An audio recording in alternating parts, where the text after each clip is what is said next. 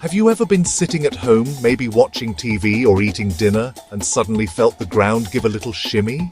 Or maybe a big startling jolt? If you're in the Philippines, chances are you've felt that more than once. It can leave you feeling a little on edge, a little unsettled. You are definitely not alone in feeling this. So many people across the beautiful islands of the Philippines have been feeling these shakes, big, small, and it makes you wonder, what is going on under our feet? Today we will dive deep and get clear, simple answers. If you're ready to feel more confident and less worried, smash that like button and subscribe. Imagine the Santos family. Ana, the mom, young Luis. One quiet evening, Ana was reading a book. The glass of water on the table trembled. The hanging lights swayed. It was a small shake, but it was enough. Luis looked up, wide-eyed, and scrambled to the doorway. Ana rushed, hugged him protective. So, let's get right into the biggest reason for all this shaking. The answer lies deep beneath the ground we stand on. Think of the Earth's surface not as one solid ball, but as a giant, intricate jigsaw puzzle. Each of these massive puzzle pieces is called a tectonic plate. These aren't small pieces either. They are enormous slabs of rock that make up the continents and the ocean floors. They are not stationary. These plates are constantly, slowly, but surely moving. They float on a layer of semi-molten rock called the mantle, kind of like crackers floating on a thick, hot soup. This movement is what shapes our world, creating mountains and oceans. Now, what happens when these colossal puzzle pieces move? They don't just glide past each other smoothly. They are rough and jagged, so they often get stuck. As they continue to push and pull against each other, a tremendous amount of stress and energy builds up along their edges.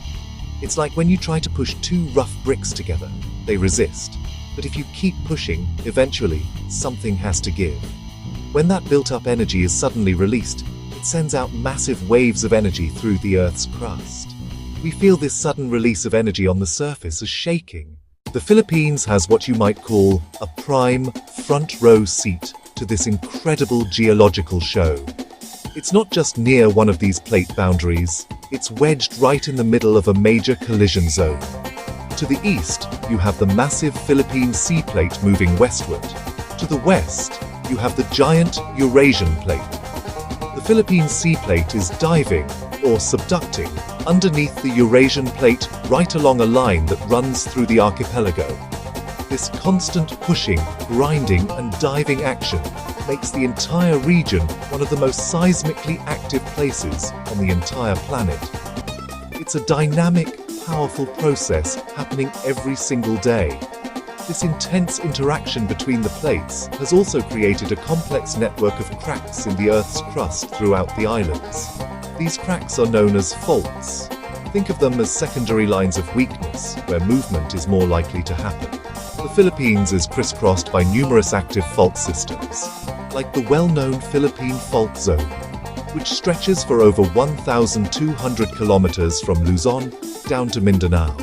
Any movement along these faults, big or small, can generate an earthquake. So, with major plates colliding and a web of active faults, it's no wonder the ground so often feels like it's on the move. Let's get started. If the plate tectonics weren't enough, the Philippines is also located in a very famous and very active global neighborhood. This area is known as the Ring of Fire. It sounds dramatic, and for good reason. The Ring of Fire is a massive, horseshoe-shaped path that stretches for about 40,000 kilometers around the edges of the Pacific Ocean. This incredible zone is where a huge amount of the world's volcanic eruptions and earthquakes occur. We're talking about roughly 90% of all earthquakes, over 75% of the world's active and dormant volcanoes. The Philippines sits squarely within this energetic and fiery ring. One of the things that can be most unsettling is when earthquakes don't just happen as a single event. Sometimes they seem to come in clusters or swarms, where you feel a series of shakes over hours, days, weeks. This can be particularly nerve-wracking, as you're left wondering when the next one will hit. So why does this happen? The most common reason for feeling a series of quakes is the phenomenon of a main shock followed by aftershocks. A large earthquake, the main shock, drastically changes the stress and pressure on the fault that ruptured and on other faults nearby. The crust needs time to readjust to these new stress conditions.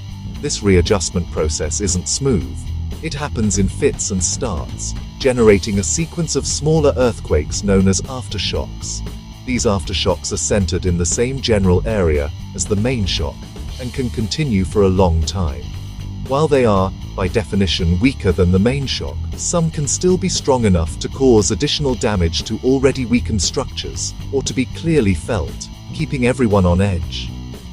The number and intensity of aftershocks generally decrease over time, but the process can be unpredictable. It's the Earth slowly settling down after a big disturbance. Another reason for experiencing a burst of earthquakes is what scientists call an earthquake swarm. Unlike a main shock aftershock sequence, a swarm is a cluster of many earthquakes, none of which can be identified as the main one. In a swarm, there are many small to moderate-sized quakes, and they can go on for an extended period without a single clear large event kicking things off. These swarms are often common in areas with volcanic activity. The movement of magma hot water gases beneath the surface can fracture rock and trigger a multitude of small tremors. These are often a key indicator that a volcano's plumbing system is active.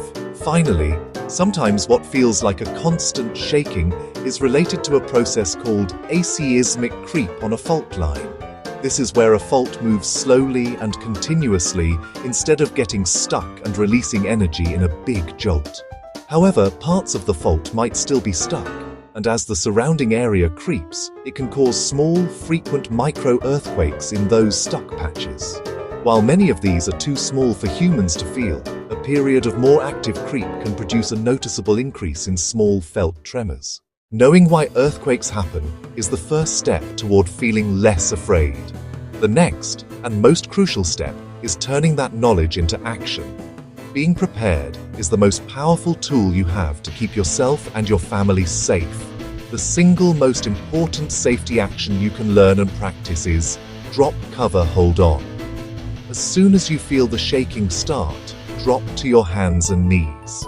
This prevents you from being knocked over. Cover your head and neck with your arms. If a sturdy table or desk is nearby, crawl underneath it. Hold on to your shelter until the shaking stops. Don't run outside during the shaking. Falling debris is more dangerous. Every family needs a comprehensive emergency plan. Sit down together and discuss what you will do. Establish safe spots in each room, away from windows, away from mirrors, away from tall furniture. Decide on a meeting place outside, a neighbor's front yard, a nearby park. Choose an out-of-town contact person to call or text. Local lines may be overwhelmed. Long-distance calls are often easier. Practice this plan regularly. Have a go bag ready and accessible. The kit should last at least 72 hours. Pack bottled water, 1 gallon per person per day. Pack non-perishable food. Pack a flashlight with extra batteries. Pack a battery-powered or hand-crank radio. Pack a complete first aid kit. Include medications. Include copies of important documents like passports and birth certificates. Include cash. Include a whistle to signal for help. Make sure everyone knows where the kit is stored. Inspect your home. Hazard hunting. Secure tall and heavy furniture to walls with brackets. Place heavy objects on lower shelves. Check and repair deep cracks in ceilings or foundations. Install flexible pipe fittings on gas and water lines. These steps reduce the potential for injury and damage during an earthquake. They felt many small shakes that week. Each tremor brought fresh anxiety for Luis.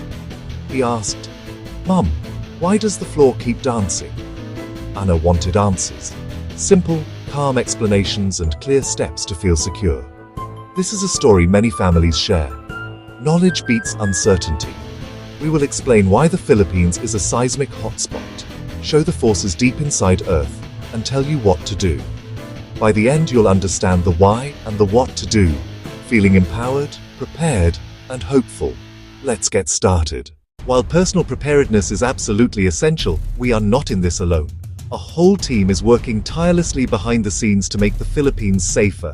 Scientists, engineers, community leaders.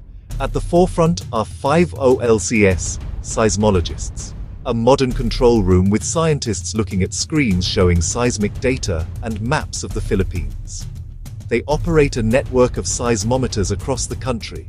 These highly sensitive instruments detect and record ground motion, allowing scientists to pinpoint an earthquake's location, pinpoint its depth, and pinpoint its magnitude within minutes of it happening. This information guides first responders to the areas that need help the most. One big advancement is Earthquake Early Warning Systems, EWS. EWS don't predict earthquakes. They can give seconds to a minute of warning after shaking starts. The system detects initial, faster-moving P waves. It then sends an alert before the slower, more destructive S waves arrive. S waves cause the strong shaking. Those seconds let people drop, cover, and hold on. They let trains automatically slow down. They let surgeons pause delicate procedures. Beyond tech, smart construction and urban planning matter. Engineers design flexible buildings, retrofit older ones, and planners zone out soft soils and active faults. So, let's bring it all back together. We've learned that the Philippines keeps shaking for a very clear reason. It's located in one of the most geologically active and dynamic places on Earth, tucked between colliding tectonic plates, sitting in the heart of the Ring of Fire. The ground beneath the Philippines is in constant motion. This isn't something to fear. It's something to understand and respect. We know what to do. Drop, cover, hold on, have a family plan. Keep a well-stocked emergency kit ready. Feeling prepared turns worry into readiness. If this guide helped, hit like. Subscribe for more. Stay curious, stay safe, always stay hopeful.